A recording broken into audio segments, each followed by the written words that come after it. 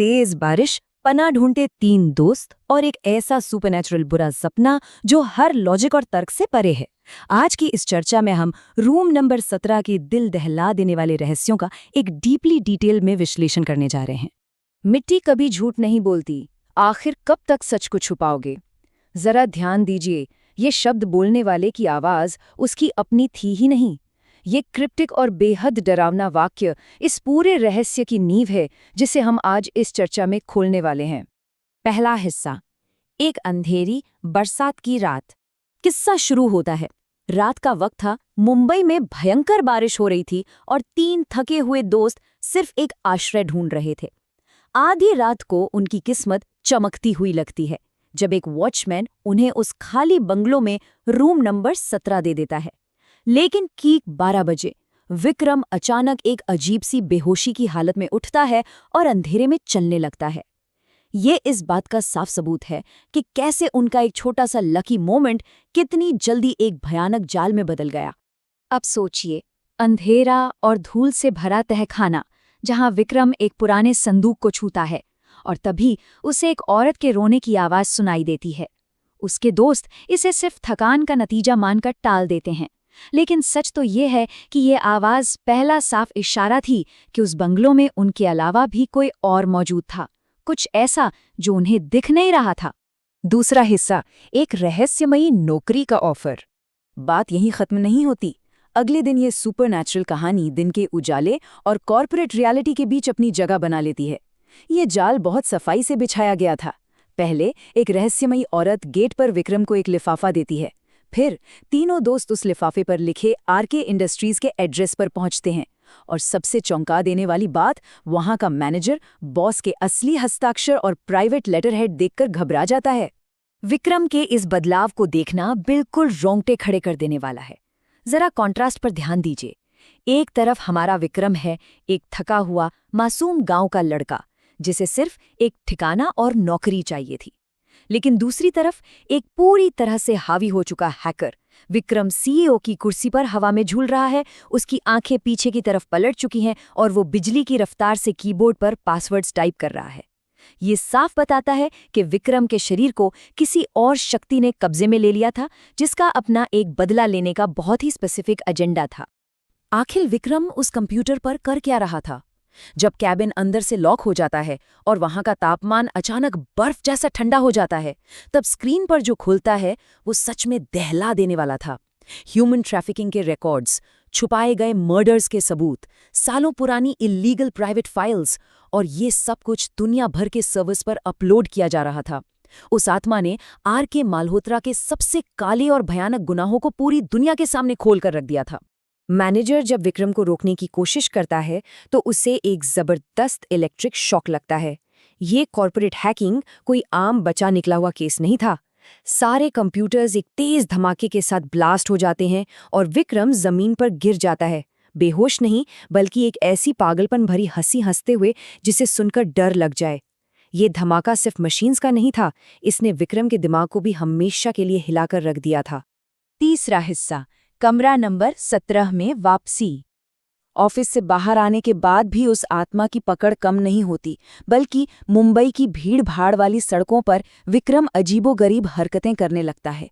बड़ी इमारतों के सामने पागलों की तरह हाथ जोड़ना, अचानक रोने लगना, हवा में गायब डॉक्यूमेंट्स को पढ़ने का नाटक करना और सबसे डरावना, एक ऐसी औरत को हेलुसिनेट करना जिसके पैर उल्टे थे और जिसने लाल साड़ी पहनी थी।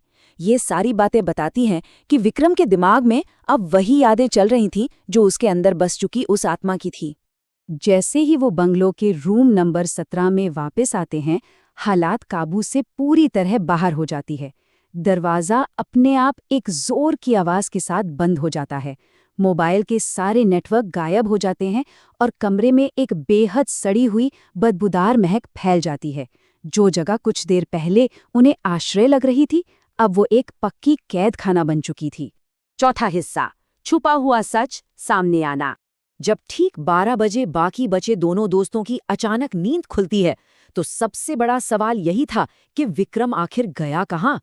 कमरा अंदर से पूरी तरह लॉक था, फिर भी उनका दोस्त वहां से नामुमकिन तरीके से गायब था। और तभी उन्हें जमीन के नीचे से डरावनी आवाजें आती हैं जो उन्हें उस तहखाने की तरफ जाने पर मजबूर कर देती हैं। जब वो नीचे पहुंचते हैं तो सच की पूरी तस्वीर ही बदल जाती है। वो तहखाना कोई आम पुराना स्टोरेज एरिया नहीं था, बल्कि एक बहुत ही महंगे तरीके से सजाया गया प्राइवेट रूम था, जिसके फर्श पर सूखा हुआ खून बिखरा पड़ा था। इस एक खोज ने उस पूरे बंगलो का नजरिया बदल कर रख दिया। ये कोई अबैंडन्ड रिजॉर्ट नहीं, बल्कि एक ब्रूटल, छुपाए गए अपराध की जगह थी। 5वां हिस्सा, आयशा का जानलेवा बदला। विक्रम की चीखें सुनकर उसके दोस्त बाहर गार्डन में भागते हैं और वहां दहशत अपनी हद पार कर चुकी थी। विक्रम अपने नंगे, खून से सने नखूनों से मिट्टी खोद रहा था और तभी मिट्टी के अंदर से एक सड़ा हुआ हाथ बाहर निकलता है और विक्रम को पकड़ लेता है। अंधेरे से वहां का केयरटेकर माधव निकल कर आता है और कबूल करता है कि उसने अपने बॉस को 3 साल पहले आयशा को मारकर यहीं गाड़ते हुए देखा था। आयशा की आत्मा का खौफनाक सच अब उसकी कब्र से बाहर आ रहा था। और उसके बाद जो हुआ उसने सब कुछ तबाह कर दिया। विक्रम की परछाई अब खिंचकर एक लंबी औलत के आकार में बदल चुकी थी।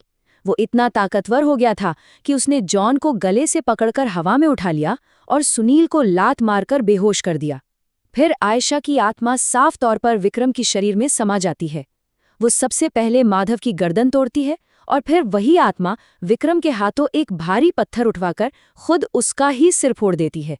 ये खूनी खेल साफ बताता है कि आयशा को सिर्फ अपना सच दुनिया के सामने नहीं लाना था, उसे खून के बदले खून चाहिए था। छठा और आखिरी हिस्सा, एक लाइलाज श्राप। फैराबादी की अगली सुबह पुलिस आती है, लेकिन उस खोदे गए गड्ढे में आयशा की कोई भी पुरानी हड्डियां या अवशेष नहीं मिलते। वहां सिर्फ विक्रम की लाश थी। पुलिस इसे बस एक मानसिक बीमारी और आत्महत्या मानकर केस बंद कर देती है। आयशा के फिजिकल रिमेन्स का गायब होना इस कहानी का सबसे बड़ा चिलिंग ट्विस्ट है। ये साबित करता है कि उस आत्मा ने विक्रम का इस्तेमाल करके अपने होने के सारे सबूत हमेशा के लिए मिटा दिए थे। अब सोचिए, बचे हुए दोस्तों का आखिर क्या हाल हुआ। एक तरफ जॉन की हालत देखिए, वो एक पागल खाने में बंद है, दुनिया से बिल्कुल बेखबर और दिन भर फर्श पर सिर्फ 17 नंबर खुरेटता रहता है, और उसके पीछे बनने वाली परछाई अभी भी एक औरत की है। वहीं दूसरी तरफ सुनील है, जो मुंबई की एक भीड़ भाड़ वाली सड़क पर तेजी से चलते हुए इस शहर से दूर भाग रहा है। उन दोनों की जिंदगियां और उनका दिमागी संतुलन हमेशा के लिए बर्बाद हो चुका है। लेकिन क्या सुनील वाकई बच निकला? जब सुनील चलते चलते अपनी जेब में हाथ डालता है तो उसे आरके इंडस्ट्रीज का वही लिफाफा मिलता है, लेकिन इस बार उस पे ताजे खून के निशान थे और पीछे एक नया मैसेज लिखा था, अगला नंबर तुम्हारा है। इस खून से सने लिफाफे ने उसके बच निकलने की सारी उम्मीदों को मिटा दिया और इस खौफनाक कहानी को वापस वहीं ला खड़ा किया जहां से शुरुआत हुई थी। आखिर में बस एक ही बेचैन करने वाला सवाल बचता है, भीड़ में धीरे धीरे गायब होती वो मुस्कुराती हुई औरत आखिर थी कौन? और क्या कोई भी रूम 917 की इस भयानक पकड़ से कभी भी पूरी तरह आजाद हो पाएगा? ये रहस्य हमारे दिमाग में शायद हमेशा जिंदा रहेगा। इस कथा चर्चा में जुड़ने के लिए धन्यवाद।